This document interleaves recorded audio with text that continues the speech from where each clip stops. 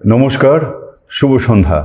Positive বার্তার পক্ষ থেকে আপনাদের সবাইকে অনেক অনেক অভিনন্দন, শুভেচ্ছা।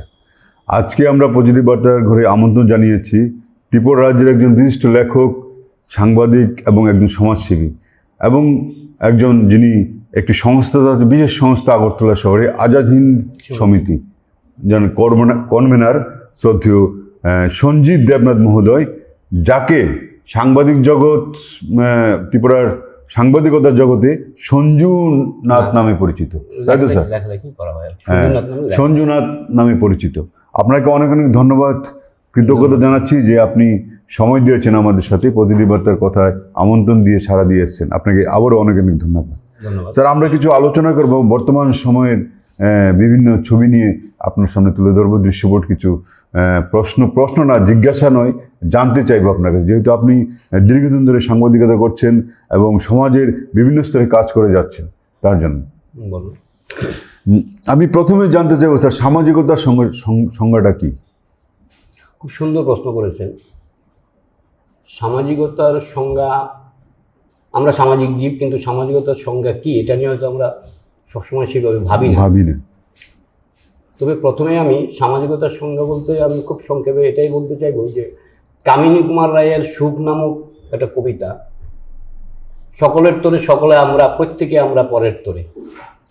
এই যে এখানে একে অপরের জন্য যে দায়বদ্ধতা, আমরা হু এম আই, আমি কে, সেটা কি আধ্যাত্মিকতা, কি রাজনৈতিকভাবে, কি সামাজিকভাবে, সেখানে আমি কে, এই বিষয়টা যদি আমরা ক্লিয়ার হয়ে যাই, তা আমি যখন আমি মনে করবো যে আমি একজন মানুষ, তখন আপনাকেও আমি একজন মানুষ মনে করবো, সমাজের প্রত্যেককে মানুষ মনে করবো, এবং প্রত্যেকের স্বার্থে, বৃহত্তর স্বার্থে, কেউ কারোর জন্য কারোর প্রতি আমরা ক্ষতির চিন্তা না করতে পারি, আমরা প্রত্যেকের স্বার্থে সংঘবদ্ধভাবে এগিয়ে চলতে পারি, সেই ওখানে যে বিষয়টা, প্রত্যেকের যে স্বার্থ সুরক্ষিত, এই সুন্দর পৃথিবীতে আমরা সুন্দরভাবে, আমরা সৃষ্টির সেরা যে জীব, আমরা সেই হিসাবে সৃষ্টির সেরা অনুযায়ী আমরা সেইভাবে কাজ করবো, প্রত্যেকে চিনব, সেই পথে আমরা এগিয়ে যাব সংঘবদ্ধভাবে। ওই বিষয়টাকেই আমরা একে অপরের স্বার্থকে দেখেই এগোবো। ওই জায়গাটাতে আমরা সামাজিকতার সংজ্ঞাটাকে যদি লিপিবদ্ধ রাখি, তাহলে আমরা যত অবক্ষয় বা আরও কত সমস্যা দেখি, তখন ওইগুলোর মধ্যে আমাদের যেতে হবে না। আমরা সত্যি মানুষের মতো আমরা চলতে পারবো। মানুষের কাজ করা, সমাজের কাজ করা, মানুষের কাজ করে সমাজের কাজ করা। তা আমরা অনেক সময় দেখি যে কাজ করতে গিয়ে সংকীর্ণতায় আমরা ডুবে যাই, লক্ষ্য করি এগুলো আমরা। তখন যখন আমরা মনে করবো যে না, আমরা আমাদের সামাজিক সংজ্ঞা আমরা জানি, এবং আমরা যে মানুষের যে কর্তব্য, যে দায়বদ্ধতা, ওইগুলো আমরা বুঝি, তখন আমরা যে নেগেটিভ বিষয়গুলোতে আমরা তখন যাওয়ার প্রয়োজন মনে, আমরা পজিটিভলি এগোনোর চেষ্টা করব, এবং এই পজিটিভভাবেই আমরা প্রত্যেকের স্বার্থে আমরা প্রত্যেককে এগিয়ে নিয়ে যাব। আমার পাশে যদি কেউ সমস্যায় থাকে, ওকে কিভাবে তুলে আনা যায় আমার স্বার্থে, সেখানে ওর স্বার্থে নয়, ওইভাবে আমরা সেভাবে এগোতে পারবো। তবেই সামাজিকতার সংজ্ঞা সুন্দরভাবে একদম সুন্দরভাবে, সংক্ষিপ্তভাবে আপনি সামাজিকতার সংজ্ঞাটা বুঝিয়ে দিলেন। ধন্যবাদ আপনাকে। আচ্ছা স্যার, একজন সমাজসেবী, তার ভূমিকা কি কাজ হতে পারে একজন সমাজসেবীর ভূমিকা সামাজিকতার সংজ্ঞার সঙ্গেই জড়িত। সমাজসেবী আমরা তাকেই বলবো, যদিও সেবক শব্দটার মধ্যে আমার ব্যক্তিগতভাবে, যেহেতু যত মত তত পথ, সেই হিসাবে সেবক শব্দটার মধ্যে আমার একটু দ্বিমত আছে। কারণ আমি নিজেকে সেবক মনে করি না। আমি মনে করি যে অনেক সময় যেমন আমরা দয়া, মায়া, ত্যাগ, নিঃস্বার্থ, এই শব্দগুলো আমি ব্যক্তিগতভাবে আমি স্বীকার করি না। আমি মনে করি একটাই শব্দ, ডিউটি বা কর্তব্য। কর্তব্যের মধ্যে সবগুলো জড়িত। যদি আমরা কর্তব্যে সীমাবদ্ধ থাকি, তাইলে এগুলোর মধ্যে যে কাজগুলো হবে, যেখানে আমরা অনেক সময় নিষ্কাম, নিঃস্বার্থ যে শব্দগুলো ইউজ করি, আর নিঃস্বার্থে অ্যাকচুয়ালি কিছুই নেই। কারণ একজন সন্ন্যাস যখন ধ্যান করে, সাধন ভজন করে, তখনও সে তার একটা মুখ্য লাভের চিন্তা নিয়ে তিনি করেন। তো সেখানেও কিন্তু একটা স্বার্থ কাজ করতে, সেটা বৃহত্তর স্বার্থ, সার্বিক স্বার্থ। তো ওই সার্বিক স্বার্থের দিকে যদি আমরা এগোতে পারি, আমরা সংকীর্ণ স্বার্থের ঊর্ধ্বে উঠে, তো সেখানটায় আমাদের কর্তব্যটার উপরই জোর দিতে হবে, দায়বদ্ধতার উপরে আমাদের জোর দিতে হবে। যদি দায়বদ্ধতা এবং কর্তব্য আমরা বুঝতে পারি, তখন সেবা অটোমেটিক্যালি এসে যাবে। আমরা যা করব সব কিছুই সেবার পথে এগিয়ে যাবে। কিন্তু আমরা যদি আমাদের কর্তব্য এবং দায়বদ্ধতা বুঝতে না পারি, আমি আমাকে একজন সেবক মনে করি, সেখানে কাজ হবে না। আমি মনে করি আমি একজন মানুষের প্রতি মানুষের কাজ করতে হবে, যেহেতু আমি মানুষ, মানুষের কাজ আমি করব, আরেকজনের কাজ করবে, এইভাবে যদি আমরা এগিয়ে যাই তখন কেউ কারোর ক্ষতির কারণ হয়ে দাঁড়াবো না, তখন আমরা সবাই লাভবান হবো। একদম, এটা না বলতে হবে। ধন্যবাদ আপনাকে স্যার। বর্তমান সময় আমাদের সমাজ বিভিন্ন দিকে এগিয়ে চলেছে স্যার, বিভিন্নভাবে। এই সমাজটা আমাদের বর্তমান সময় কোন দিকে এগোচ্ছে আপনার মনে হয়? সার্বিকতাভাবে মানুষের মানসিকতা, সমাজ পরিবর্তন, কাজকর্ম, বিভিন্ন দিক কোন দিকে এগোচ্ছে? যত দিন যাবে প্রতি মুহূর্তে আমরা কিন্তু এগিয়েই চলেছি। এবার যদি আমরা কোনো কারণে কোথাও ভুল করি, আমরা পেছনের দিকে যাই, পেছনের দিকেও কিন্তু আমরা এগিয়েই চলবো, মানে অর্থাৎ পেছনের দিকেও আমরা চলতেই থাকবো। তারপর যখন ভালো কাজগুলো করবো আমরা সামনের দিকে এগোতেই থাকবো। আমরা পেছনের দিকে বলছি পিছিয়ে যাচ্ছি, সামনের দিকে গেলে বলছি এগিয়ে যাচ্ছি। তো কাজেই আমাদের যখন কাজটা ঠিক সঠিক পয়েন্টে হবে, তখন ইন একুরেসি এবং ইন এডিকুয়েসি যদি না হয়, এডুকেট যে কোনো বিষয়ে যদি ব্যালেন্স এবং ইমব্যালেন্স এই দুটো আমরা বুঝে যাই, ইমব্যালেন্স এবং ব্যালেন্সের মধ্যে যদি পার্থক্যটা আমরা বুঝে যাই এবং সেখানে যদি ব্যালেন্স রক্ষা হয়, আমরা আমাদের চলার পথ হোক, আমরা আমাদের সামাজিকতা বা সামাজিকভাবে আমরা এগিয়ে যাচ্ছি কিনা, বা শিক্ষার দিকে এগিয়ে যাচ্ছি কিনা, রাজনৈতিকভাবে এগিয়ে যাচ্ছি কিনা, একথায় সমাজ এগোচ্ছে কিনা, তাহলে আমরা আমাদের বিষয়গুলো সঠিকভাবে বুঝতে পারবো। কিন্তু আমরা ওই বিষয়গুলো ভাবনার মধ্যে রাখি না বলেই হুমকি গেলে অনেক সময় দেখি যে অনেকে অনেক কিছু করে ফেলে, এবং হুমকি গেলে অনেক কিছু করে অনেক লাভবানও হয়ে যাচ্ছে। সেগুলো আমাদের পাশের ছেলেটা দেখতে পাচ্ছে, ও জাগতিতা করছে, সে লাভবান হয়ে যাচ্ছে, আমি কেন এত ভেবে চিন্তে করবো? ওই বিষয়গুলো তখন একটু অন্যরকমভাবে একটা জায়গায় আসবে। তো সেখানটায় সমাজ অবশ্যই এগোচ্ছে। কারণ এখন থেকে যদি আমরা 1000 বছর আগে একটা পয়েন্ট আমরা পিলার ধরি বা পয়েন্ট ধরি, সেখান থেকে আমরা 1000 বছর পরে যেহেতু এখন এক মুহূর্তের আগে পরেই অনেক ডেভেলপ, সে তো হাজার হাজার বছর ধরে আমরা এগিয়ে চলেছি, সমাজ আমাদের মানব সমাজ এগিয়ে চলেছে, তা আমরা তো অবশ্যই এগিয়ে যাচ্ছি। কিন্তু ওই এগোনোর মধ্যে আমরা কতটুকু সঠিক পদক্ষেপ নিতে পারছি, এবং আমাদের আগে যারা নিয়েছেন তারা কতটুকু সঠিক পদক্ষেপ নিয়েছেন, বা ওই পদক্ষেপ থেকে আমরা শিক্ষা নিচ্ছি কিনা বা শিক্ষা নিতে পারছি কিনা, ওই বিষয়গুলোর উপরে অনেক কিছু নির্ভর করছে। তো সমাজ অবশ্যই এগিয়ে চলেছে, এখানে কোনো রকম দ্বিমত নেই। এগোনোর মধ্যে হয়তো তারতম্য আমরা লক্ষ্য করছি, কিন্তু সেগুলো কীভাবে শুধরানো যায়, শিক্ষা নিয়ে নতুনভাবে আরও সুন্দরভাবে করা যায়। প্রত্যক্ষ পরোক্ষভাবে অনেক ধরনের কাজই হচ্ছে, তবু সমাজকে এগিয়ে নেওয়ার জন্য অনেকে এগিয়ে কাজ করে যাচ্ছেন। হ্যাঁ, তাই তো স্যার? হ্যাঁ, সব কিছুর মূলে সমাজ এগিয়েই চলেছে, কিন্তু সামাজিক যে অবক্ষয়গুলো, সেগুলো যাতে গতকালকে যেটা ঘটেছে, একটু আগে যেটা ঘটেছে, একটু পর বা আগামী মুহূর্তে ওগুলো যাতে না ঘটে, ওই চেষ্টাটা আমাদের রাখতে হবে। ওই জায়গাটায় আমাদের অনেক সময় ঘাটতি থেকে যাচ্ছে, যে কারণে মনে হচ্ছে যেন সমাজ অবক্ষয়ের দিকে যাচ্ছে। আর আরেক দিকে হলো বর্তমান অবস্থায় আমরা অনেক কিছু লক্ষ্য করছি যে না, সমাজ তো আসলে অবক্ষয়ের দিকেই চলছে, কারণ ছেলেপেলেরা যা করছে, কি আমাদের ছোট মেয়ে বা ছেলে হোক, ওরা ঠিক নতুনভাবে এগুলোর চেষ্টা করছে। অনেক কিছু পয়েন্ট আছে যেগুলো না, এগুলো খুব নেগেটিভ মানে দিকে চলে যাচ্ছে, কিন্তু এগুলোর জন্য দায়ী কিন্তু আমরাই। মানে নতুন যে চিন্তা চেতনা ওদের মধ্যে যে কাজ করছে, যে মনে হচ্ছে এগুলো নেগেটিভ, এবং ওইগুলোর জন্য টোটালি দায়বদ্ধতা আমাদের ব্যর্থতা, যেটা খারাপ হচ্ছে, যে ওইগুলো শুধরানোর জন্য আমাদেরকে সঠিকভাবে ওদের পথ দেখানো দরকার। একদম সত্যি কথা বললেন স্যার আপনি। সমাজের যে অবক্ষণে সমাজে যে এগোচ্ছে, সেটা কিন্তু আমাকে মানতে হবে। যেভাবে হোক, খারাপ ভালো সমস্ত দিক নিয়েই সমাজ এগিয়ে চলেছে স্যার, ভবিষ্যতে এগিয়ে চলেছে। ধন্যবাদ স্যার আপনাকে। স্যার, আপনি একজন সাংবাদিক, বর্তমানে লেখালেখি করছেন, সাংবাদিকতা জগতে আপনার নাম সঞ্জু দেবনাথ নামে পরিচিত। স্যার, সঞ্জু নাথ হিসেবে অনেক লেখালেখি যায় একদম। তো কেমন লাগে স্যার সাংবাদিকতা? সাংবাদিকতা তো সামাজিক অবস্থানের মধ্যে সাংবাদিকতা সব কিছুর ঊর্ধ্বে একদম। কারণ সাংবাদিকদের হাতের লেখার উপরে বা একজন লেখকের একটা লেখার উপরে, মানে যারা পাঠক বা যারা এই যে ইলেকট্রনিক মিডিয়াতে যারা দর্শক, তারা কিন্তু এই ইলেকট্রনিক মিডিয়ার দিকে বা প্রিন্ট মিডিয়ার দিকে তারা তাকিয়ে থাকে যে এগুলোতে কি হচ্ছে, কি বলছে, কি দেখাচ্ছে। কাজে ওই জায়গাটা যদি আমরা মানে সেইভাবে নিজেদেরকে সেইভাবে তুলে ধরতে না পারি, যে না, আমরা সাংবাদিকতায় বা লেখালেখির জগতে যারা আছি, যদি আমরা নিজেদেরকে সেইভাবে মানে যেমন একটা শব্দ আছে আপনার, আমাদের ভারতবর্ষের লোকপাল নিয়োগের ক্ষেত্রে আমরা একটা জিনিস লক্ষ্য করেছি, ইমপিকেবল, মানে নিষ্কলুষ। তো লোকপাল নিয়োগের ক্ষেত্রে যদি ইমপিকেবল প্রয়োজন, নিষ্কলুষ প্রয়োজন, তাহলে সাংবাদিকতা যারা করবেন তাদের ক্ষেত্রে সেই ওই একদম বিষয়টাই দরকার। তো আমাকে যদি আমি নিষ্কলুষ, ইমপিকেবল মানে মনে না করতে পারি, তাহলে আমি কেন সাংবাদিকতা করবো, কেন আমি লেখালেখি করবো, আমি একটা লেখা কেন লিখতে যাব? এবং আমি যখনই একটা লেখা লিখতে যাব তখন আমার যে মানসিক অবস্থান, আমার যে মানে চিন্তা চেতনা, সেগুলো যদি একদম স্বচ্ছ না হয়, তাহলে আমার লেখাটার মধ্যে সেই অবস্থানটা উঠে আসবে না, ফুটে উঠবে না। এবং আমার লেখাটা আরেকজনে পড়বেনই বা কেন? আমি একটা কথা বলছি, আমার কথাটা অন্যরা শুনবেনই বা কেন? তা আমি যে কথাটা বলবো, আমার মধ্যে যদি স্বচ্ছতা এবং সেই ধরনের খুব মানে চেতনা সমৃদ্ধ না হয় আমার কথাগুলো, তো কাজে ওই জায়গাটায় আমাদের লক্ষ্য থাকে। কিন্তু ওই জায়গাটায় অনেক ঘাটতি আছে, যে ঘাটতিগুলো আমাদের প্রত্যেককেই ভাবা দরকার। একদম সত্যি কথা বলেছেন আপনি। আচ্ছা, একজন সাংবাদিকের কি ভূমিকা, তার কর্তব্য কি এক সাংবাদিকদের কাজ করতে গেলে? একজন সাংবাদিকের ভূমিকা বলতে, সাংবাদিক হতে গেলে প্রথমত তাকে তো সেইভাবে নিজেকে তৈরি করতে হবে যে না, আমি সত্যিই একজন মানুষ।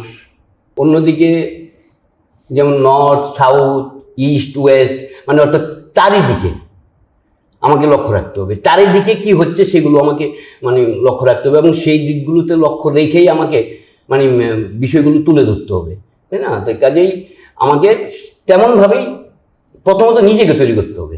একদম নিরপেক্ষতা থাকতে হবে। নিরপেক্ষতা অবশ্যই, মানে নিষ্কলুষ মানে তো ওখানে নিরপেক্ষতা মানে কি, হ্যাঁ কখনো কখনো নিরপেক্ষতা নিয়েও প্রশ্ন উঠে যে আমি কি নিরপেক্ষ নাকি। না, আমি হয়তো দেখা গেল যে যারা মানে একসময় আমরা দেখেছি পুঁজিপতির পক্ষ, শ্রমিকের পক্ষ, হ্যাঁ, অর্থাৎ ওখানেও একটা সার্বিক স্বার্থ কাজ করছে। একদম এখানে আমি এখন এখানে একটা চ্যানেলের পক্ষে কথা বলছি, এখানেও কিন্তু আমি চ্যানেলের পক্ষে মানে চ্যানেলের বসে কথা বলছি, এখানে আমি চ্যানেলের বিপক্ষে কিছু বলছি না, বলতে পারি না কিন্তু। একদম কারণ আমি এখানে বসে আমি আমার নিজের চেয়ারে বসে আমি নিজের চেয়ারের মানে ক্ষতি কি করে করবো, ওই জায়গাটা হয় না। কাজে পক্ষ অবশ্যই থাকে, কিন্তু তারপরেও আমরা সার্বিক স্বার্থে, বৃহত্তর স্বার্থে নিরপেক্ষ শব্দটা আমরা ইউজ করি, যে যাতে কোনো রকম মানে বেনজল না ঢুকতে পারে কোনো কিছুর মধ্যে।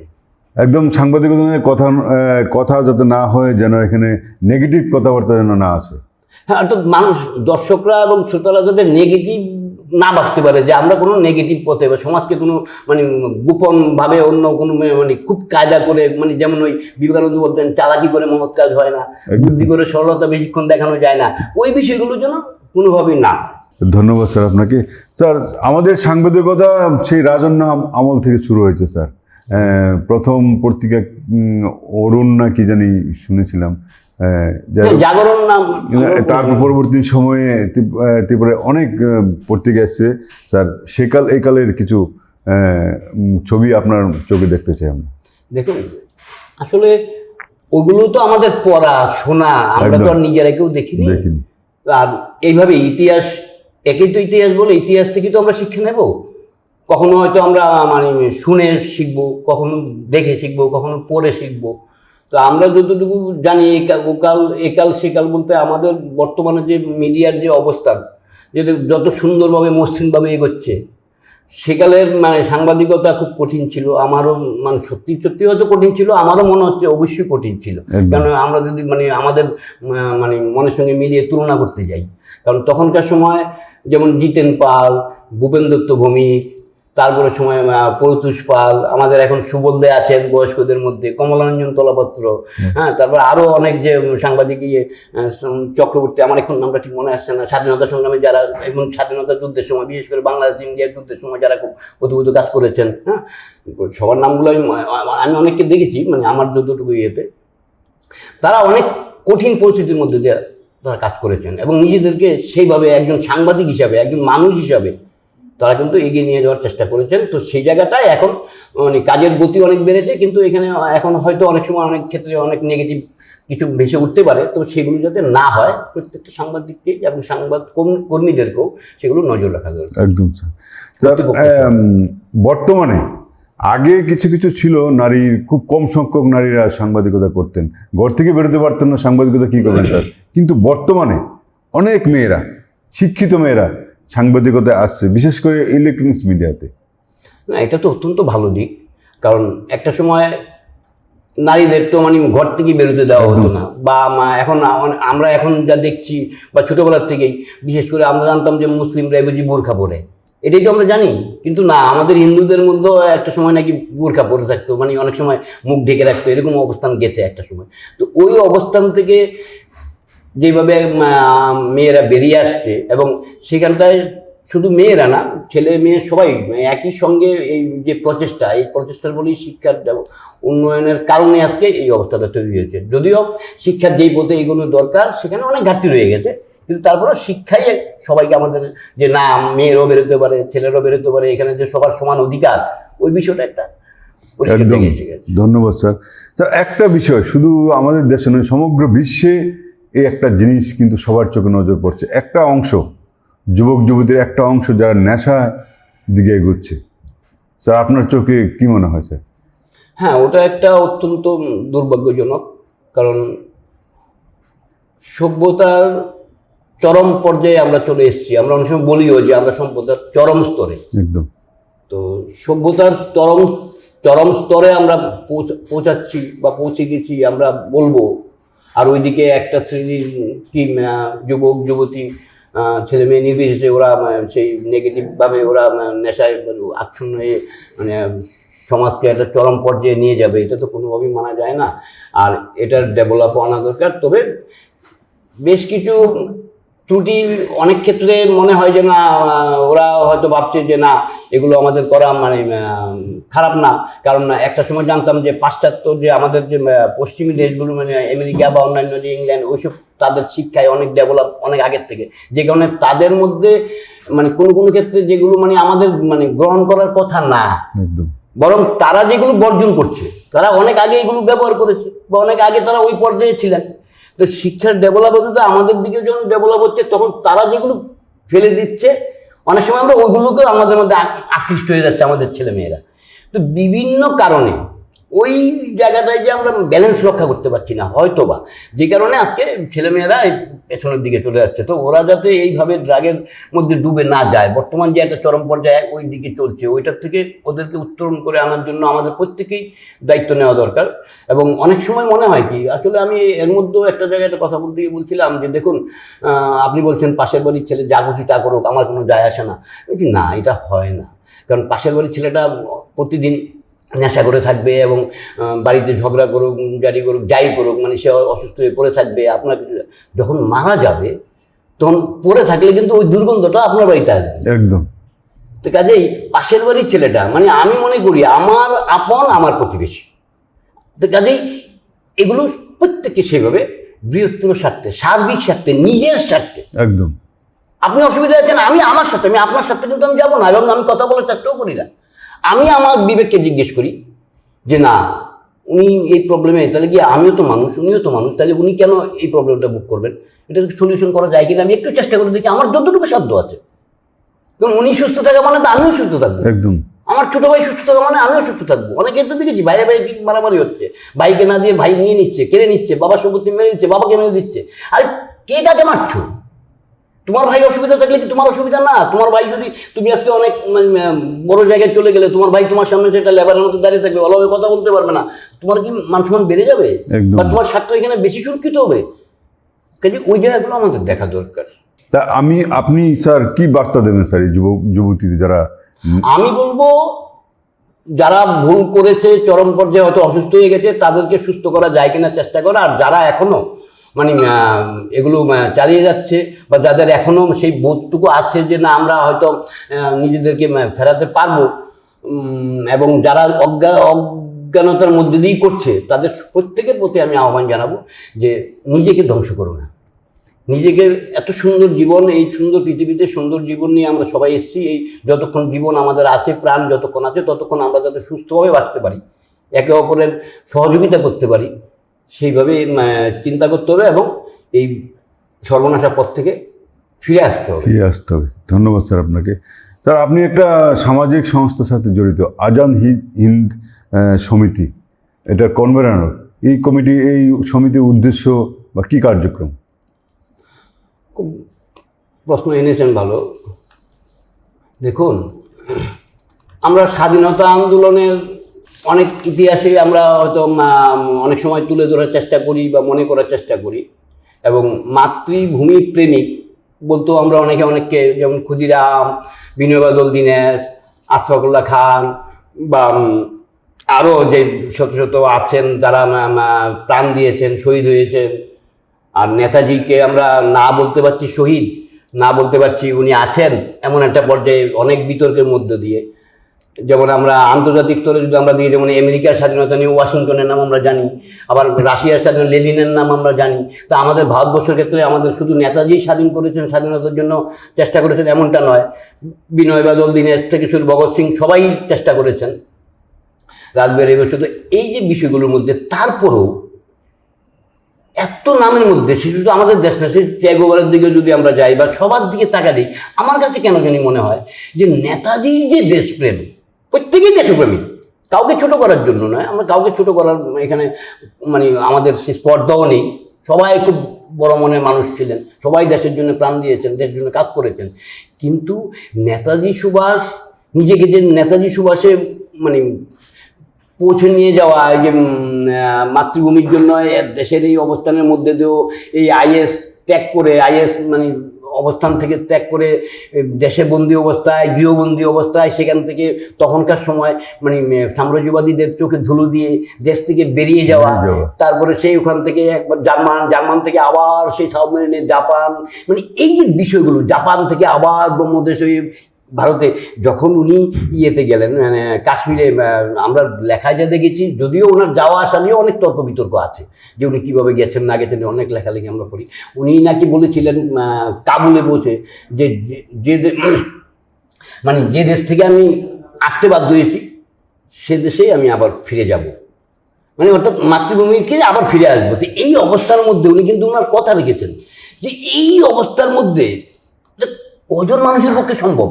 একদম নেতাজি যেটা করেছেন, এই যে টাওয়ারিং, মানে এই যে টাওয়ারিং পাওয়ারফুল, মানে আমি নেতাজিকে আমি বলি টাওয়ারিং পাওয়ারফুল রাজনৈতিক মহর্ষি বলি আমি আমার চেতনায়।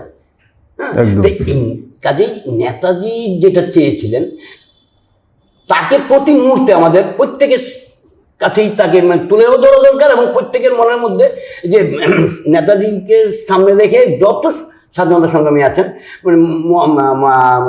রাজনৈতিক সংগ্রামী বা অন্যান্য যারা বিবেকানন্দ বা অন্যান্য যারা ঋষি আছেন তাদের সহ মানে এগুলো দরকার। তো বিশেষ করে নেতাজির যে এই যে পাওয়ারটা, এই যে চেতনাটা, ওটাকে ধরে রাখার জন্য মানুষের কাছে যতটুকু নিয়ে যাওয়া যায় বা সমাজে যাই যখন সমস্যা দেখা যায় আমরা যাতে কথা বলতে পারি, অন্তত কিছুটা হলেও মানে পরিবর্তন আনতে পারি, ওই উদ্দেশ্য নিয়ে আমরা নেতাজিকে ধরে নেতাজির চেতনাকে পাথেয় করে এগিয়ে চলার পথে সবাইকে নিয়ে ওই উদ্দেশ্যে আমরা আজাদী সমিতি তৈরি করেছি। ধন্যবাদ স্যার আপনাকে। একটি বিশেষ সংস্থা আপনি করেছেন, তার জন্য অনেক অনেক ধন্যবাদ। স্যার, সমাজের সার্বিক উন্নয়নে নারীদের ভূমিকা কী? আপনি একজন অভিজ্ঞ সাংবাদিক, সমাজসেবী এবং বিভিন্ন কার্যক্রম করে যাচ্ছেন, ভবিষ্যতে করবেন। আপনার চোখে নারীদের ভূমিকা কী সমাজ উন্নয়নে? আমার ছোট্ট দৃষ্টিভঙ্গিতে, কারণ আমার তো হাইট ওয়েট কোনোটাই নেই, এটাই সত্য, কিন্তু তারপরেও আমার যতটুকু মন আছে, আমি আমার ওই ছোট্ট মানে দরাচুয়ার বাইরে যে মনটা আছে আমি খুব রিচ মনে করি।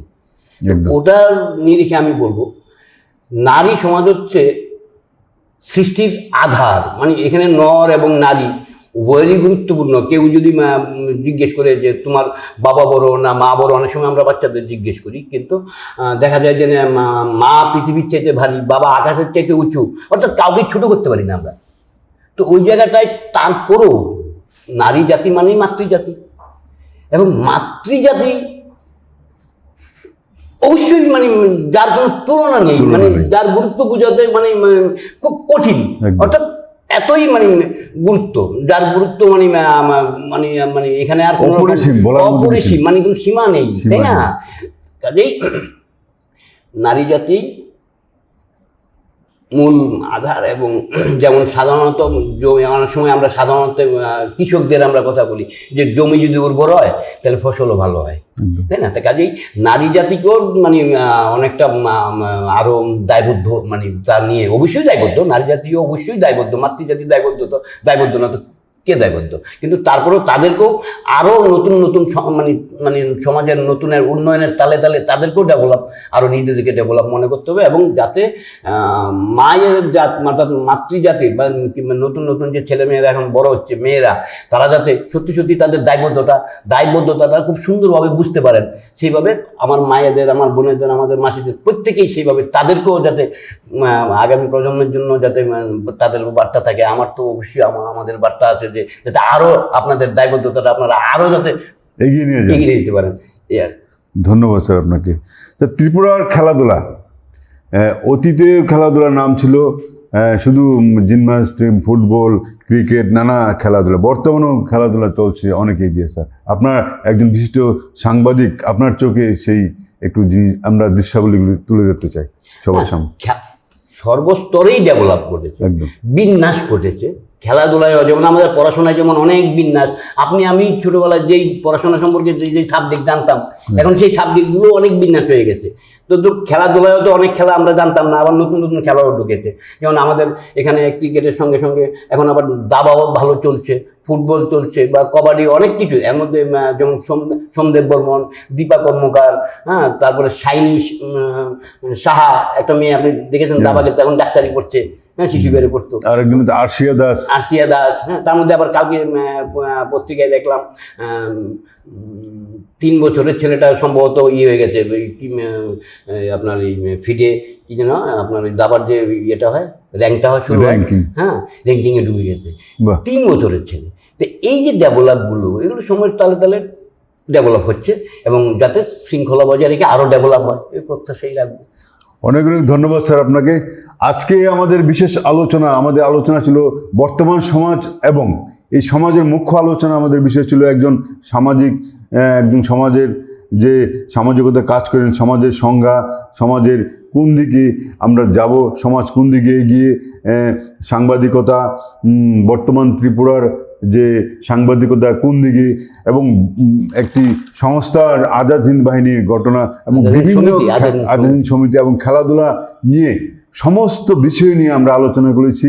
শুধু ত্রিপুরা রাজ্য নয়, একটা সমাজ গঠনের যতটুকু দরকার, যে প্রত্যক্ষ পরোক্ষভাবে একজন মানুষের কীভাবে এগিয়ে যাওয়া সুন্দরভাবে ব্যাখ্যা করলেন আমাদের শ্রদ্ধেয় একজন লেখক, একজন সাংবাদিক, একজন সমাজসেবী শ্রদ্ধেয় সঞ্জিত দেবনাথ মহোদয়, এবং যিনি সঞ্জু দেবনাথ নামে সাংবাদিক, সঞ্জুনাথ নামে যিনি সাংবাদিকতার জগতে পরিচিত, লেখালেখি করেন। স্যার, আমরা পজিটিভ বার্তার পক্ষ থেকে আপনাকে অনেক ধন্যবাদ জানাচ্ছি স্যার। স্যার, আমরা একটা জিনিস জানবো যে মানুষ যে এগিয়ে যাওয়ার প্রয়াস করে স্যার, আমি এই করবো সেই করবো, চাহিদা, বিশেষ করে চাহিদা সীমাহীন স্যার।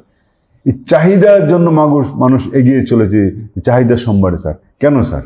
আমি এটা চাই, এটা চাই, এটা চাই, কেন এই জিনিসটা মনে উৎপত্তি হয় যে আমি চাই করে এগিয়ে চলেছি? দেখুন, সাধারণত আমরা চাহিদা শব্দটা তো ইকোনমিক্স থেকে এসেছে, একদম। হ্যাঁ, আর আমরা কিন্তু না জেনেও আমরা এই বিষয়টাকে আমরা বলে ফেলি, আমাদের আশা প্রত্যাশা। একদম। তো আশা, আমাদের প্রাণ যতক্ষণ আছে, আমরা যতক্ষণ জীবিত আছি, আমাদের আশা প্রত্যাশা থাকবে না, এটা কি হয়? আর আশা প্রত্যাশা, আবার আরেক দিক বলা যায়, আশা প্রত্যাশা যতক্ষণ আছে ততক্ষণ আমাদের প্রাণ আছে। তো ওই জায়গাটায় আমাদের চাহিদা তো অবশ্যই থাকবে, যত দিন যাবে। আপনি কি বলছেন চাহিদাও সীমাহীন? চাহিদারও সীমাহীন, চাহিদারও সীমা নেই, কিন্তু আমাদের ব্যালেন্স রক্ষা করতে হবে। ওই যে আমরা হু এম আই, আমি কে, আমি একজন মানুষ, এটা অন্য মানুষ ছাড়া অন্য কোনো জীব সে না বুঝে যা খুশি তা করছে, কিন্তু ওদের মধ্যেও আমরা দেখছি, আমরা মানুষ ছাড়া যে অন্য জীবগুলো আছে ওদের মধ্যেও আমরা দেখি অত্যন্ত ওদের মধ্যে মনে হয় যেন আমাদের চাইতে ওদের বেশি বুদ্ধিমত্তা ওরা কাজে লাগাচ্ছে, ওদের বেশি আরও জ্ঞান ওদের বেশি। নতুবা দেখুন, আমরা আমাদের অনেক সময় আমাদের মানুষ হয়েও আমরা অনেক সময় দেখি অনেকের একটা বাচ্চা রাস্তায় পড়ে আছে, হয়তো আমরা তাকেও দেখি না, ভাবে চলে যাই। কিন্তু আমার ঠিক মনে আছে, তখন আমি দৈনিকে কিছুদিন কাজ করেছিলাম, তো সেখানে কাজ করতে গিয়ে একটা নিউজ এলো, হ্যাঁ, তো ভুবনদা থাকতে ওই সুযোগটা আমি পেয়েছিলাম। ভুবনদাকে আমি খুব কাছে পাওয়াতে আমি বুঝতে পারছি যে ভুবনদাকে না পেলে হয়তো আমি অনেক কিছুই হারাতাম। দেখ, সেটা কোনো একটা ইনসিডেন্টালি আমি ওখানটায় গেছি, ফর্চুনেটলি আমি ভুবনদাকে পেয়েছি। কোনো একটা ইনসিডেন্টকে কেন্দ্র করে আমি ওখানে গেছি, কিন্তু আবার ফোর্চুনেটলি আমি ভুবন থেকে পেয়েছি মনে করতে পারি, কোনো একটা ইনসিডেন্টকে কেন্দ্র করে ওখানে গেছি, অন্য একটা সাইড ওইটা প্রকাশ করার দরকার নেই, কিন্তু আমার কাছে মনে হয় ফরচুনেটলি ভুবন থেকে পেয়ে গেছি। একদম। তো সেইখানটায় হঠাৎ দেখলাম একটা নিউজ এলো এই কলকাতা থেকে, কেষ্টপুরে, কলকাতার কেষ্টপুরে সকালবেলা ভোরবেলা দেখছে কতগুলো কুকুর বসে আছে। তো অনেকরা মর্নিং ওয়াক করছে, থাকতেই পারে কুকুরগুলো ওখানে বোট করে বসে আছে, কিন্তু দেখা গেলো কয়েকবারে আসা যাওয়ার মধ্যে কুকুরগুলো ওখানেই। তারপরে ভালোভাবে তাকিয়ে দেখলো কুকুরগুলো যেন মাঝখানে কি আছে, কুকুরগুলো চতুর্দিকে গোল করে বসে আছে। গিয়ে কাছে গিয়ে দেখলো একটা বাচ্চা সদ্যজাত শিশু একটা ওখানে কুকুরগুলো পাহারা দিচ্ছে। ওই নিউজটা আমি তখন মানে খুব আমার এত ইয়ে লাগছিল, আমি আমার হাত দিয়ে নিউজটা করেছিলাম। তা তাহলে কুকুররা যদি এরকম করতে পারে, তাদের চেতনা যদি ওই জায়গায় নিয়ে যেতে পারে, আমার বক্তব্য হচ্ছে এই জায়গায় যে আমরা সৃষ্টির সেরা জীব, শ্রেষ্ঠ জীব মানুষ, তাহলে আমাদের চেতনাটা কিরকম হওয়া প্রয়োজন, আমরা কি করছি, এগুলো একটু ভাবা দরকার। একদম। হ্যাঁ, ধন্যবাদ স্যার আপনাকে। স্যার, ভূপেন দত্ত ভৌমিকের কথা যখন বলেন, স্যার ভূপেন দত্ত ভৌমিক শুধু ত্রিপুরা রাজ্য নয়, উত্তর পূর্বাঞ্চল নয়, সমগ্র ভারতবর্ষে একজন সাংবাদিক ব্যক্তিত্ব, সুপরিচিত মুখ। আর উনি, আমরা পেপারে দেখেছি কিছুদিন আগে ওনার মৃত্যুবার্ষিকীর সময় একটা আর্টিকেলস বিভিন্ন জনে লিখেছে, বিশেষ সংখ্যা, সেখানে দেখেছি আমাদের যারা প্রধানমন্ত্রী ছিলেন সময় সময় নাকি বিদেশে যেতেন। কথা কি সত্যি স্যার? হ্যাঁ, উনি প্রধান বিশেষ প্রতিনিধি হয়ে প্রধানমন্ত্রী উনি ডাক পেতেন, আমি জানতাম।